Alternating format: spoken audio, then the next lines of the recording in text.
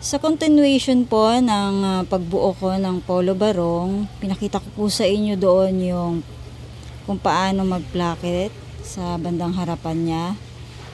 And then yung sa back niya ay pinagdudugtong lang naman po yung back yoke, 2 piraso yun.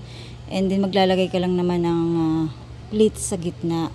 1 inch lang naman yung sukat. Madali lang naman po yun. Ngayon ay magjo-join shoulder naman po ako. Bali na overlock ko na nga po pala itong tagiliran niya dahil ma-slit po itong polo barong. Ngayon i-join shoulder ko siya.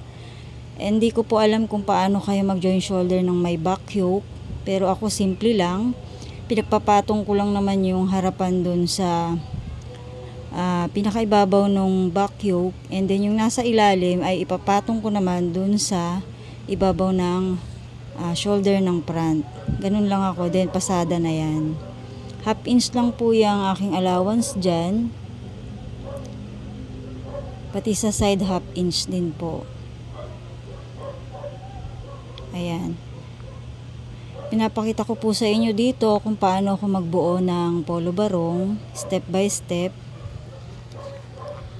Dahil tapos na nga pong siyang plakitan, lagyan ng back yoke sa likod o magkabit ng back yoke sa likod. Ngayon ay join shoulder and side close, and next nyan ay mag-slit ako kasama na yung hem bottom.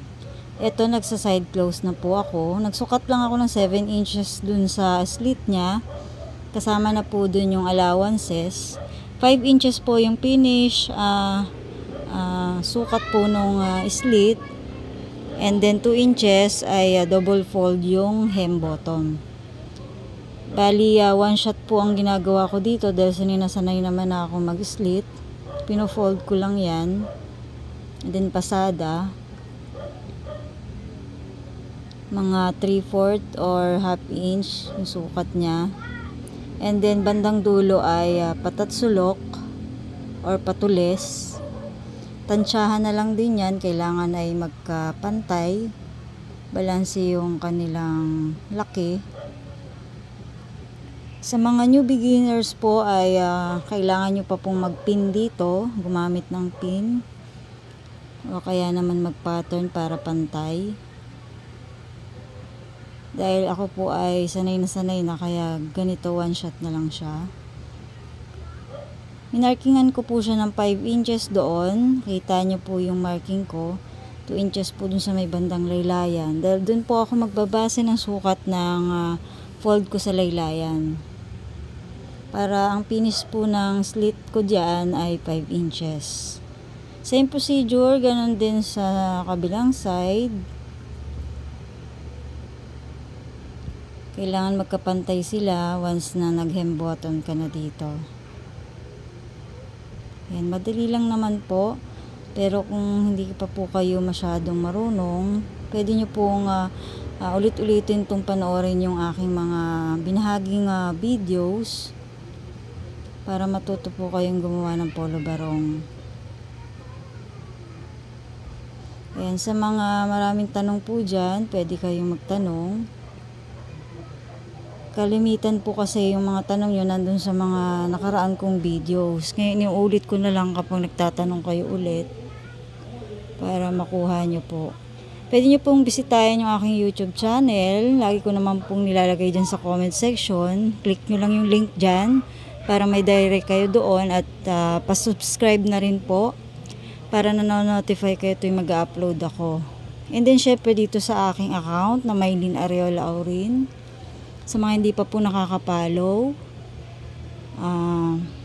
pahingi po ng follow ninyo para nang sa gayon updated din po kayo tuwing mag-upload po ako.